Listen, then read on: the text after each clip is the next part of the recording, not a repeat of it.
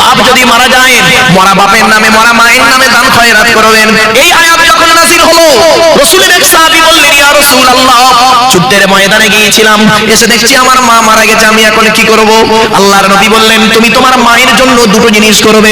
এক নাম্বার, তুমি তোমার মায়ের জন্য রুহে মাগফিরাতের দোয়া চাইবে, তোমার মা কবরে শুয়ে শুয়ে সওয়াব পাবে। আর দুই নাম্বার হলো তুমি তোমার মায়ের জন্য দান খয়রাত করবে, তোমার মা কবরে শুয়ে শুয়ে সওয়াব পাবে। আরেকজন সাহাবী উঠে দাঁড়িয়ে বললেন, ইয়া রাসূলুল্লাহ, আমার বাপও নেই মাও নেই, দুজনেই অন্ধকার নীরব নগরে চলে গেছে। আল্লাহর নবী বললেন, মান যারা কবরা আবাওয়াইহি আও ওয়াহদিহিমা ফি কুল্লি জুমআতিন গুফিরা লাহু ওয়া কুতিবা লাহু বারা। নবী বলেন, জুম্মার দিনে যদি কোনো ছেলে তার বাপ আর মায়ের কবরটা একবার জিয়ারত করে, ছেলের দোয়ার ওসিলায় বাম্মার কবরটাকে আল্লাহ পাক আলোয় আলোকিত করে দেয়। এজন্য অনুরোধ করে বলে যাচ্ছি, বাপ চলে গেল, মা চলে গেল, ভাই চলে গেল, বোন চলে গেল, দাদা দাদি নানা নানি চলে গেল, তাদের জন্য আপনি কি করতে পেরেছেন পৃথিবীতে? শুনে রেখে দিন, একজন পুরুষ যদি চারজনকে খুশি করে জান্নাতি। কজন? একজন পুরুষ চারজনকে খুশি করলে জান্নাতি, একজন নারী তিনজনকে খুশি করলে জান্নাতি। পুরুষ তুমি চারজন কাকে খুশি করবে? এক নাম্বার, পুরুষ তুমি তোমার রব আল্লাহকে খুশি করো, অর্থাৎ কোরআন মোতাবেক জীবন যাপন করো। দুই নাম্বার, পুরুষ তুমি তোমার নবীকে খুশি করো, নবীর সুন্নাহ হাদিস মোতাবেক জীবন যাপন করো। তিন নাম্বার, পুরুষ তুমি তোমার জন্মদাতা বাপকে খুশি করো। চার নাম্বার, পুরুষ পেটে ধরা মাকে তুমি খুশি করো। জান্নাত খুঁজতে মসজিদে গিয়েছো বাবা, আল্লাহর নবী বলেন, জান্নাত মসজিদে পাবিনি, পাবি তুই কোথায়? ইন্নাল জান্নাতা তাহতা আকদামিল উম্মাহাত, জান্নাত তোর বাপ আর মায়ের পায়ের তলায়। শুনে নিন, মা বোনেরা রাগ করবেন না, রেগে যাবেন না কেউ।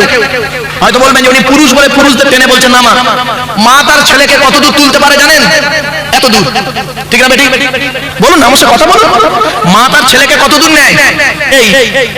এই বুক পর্যন্ত, এর উপরে আর মা তুলতে পারে না বাচ্চা। আর বাপ তার ছেলেকে কোথায় নেয়? কাঁধে, কাঁধ থেকে আবার মাথায়। বাপ বলতে চায়, বেটারে আমি গরিব ছিলাম, আমি অনেক দূর যেতে পারিনি ভবিষ্যতে, তুই আমার কাঁধে বস, আমার মাথায় বস, বসে আমি যেখানে পৌঁছাতে পারিনি তুই তার থেকে আরো দূরে পৌঁছে যাও দূর ভবিষ্যতে, আল্লাহ খুশি হবে। আগে ভালো ছেলে হন, পরে ভালো জামাই হবে। আর আমরা এখানে দেখবেন ভালো জামাই হতে পেরেছি, ভালো ছেলে হতে পারিনি, ঠিক না? ঠিক। আমার শ্বশুর কি বলে জানেন? আমার শ্বশুর লোককে বলে আমার জামাই খুব ভালো, আমার শাশুড়ি লোককে বলে আমার জামাই খুব ভালো। আর আমার জন্মদাতা বাপরা কি বলে শুনবেন? ওকে জন্ম দিয়ে পাপ করেছি। পেটে ধরা মাটা কি বলে শুনবেন?